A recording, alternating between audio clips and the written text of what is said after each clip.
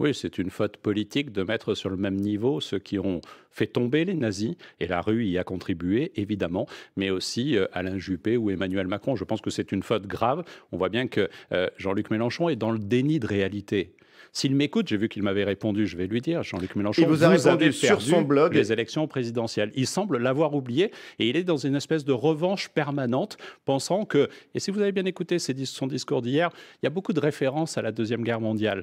Et il voudrait nous faire croire que le pouvoir en France, à ce moment-là, l'État français, est aussi illégitime que celui d'Emmanuel Macron. Il se trompe. Nous avons gagné les élections présidentielles. Ça a été conforté par les élections législatives et lui-même a connu une vraie déroute avec seulement 17 députés alors qu'il veut nous imposer la cohabitation. Mais il vous accuse d'avoir réagi à un montage mensonger qui avait été fait de son propos, un raccourci, puisque sa phrase donc était beaucoup plus longue et qu'elle parlait aussi bien du retrait de la loi Devaquet que du plan Juppé en 98, que le retrait du 95. CPE 95, je crois. 95.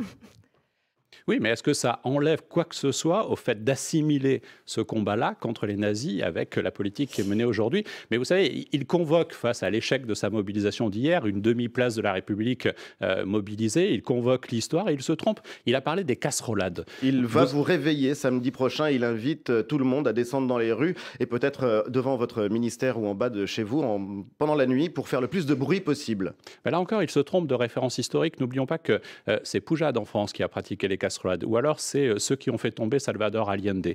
Donc là encore, peut-être une petite révision d'histoire éviterait certaines erreurs.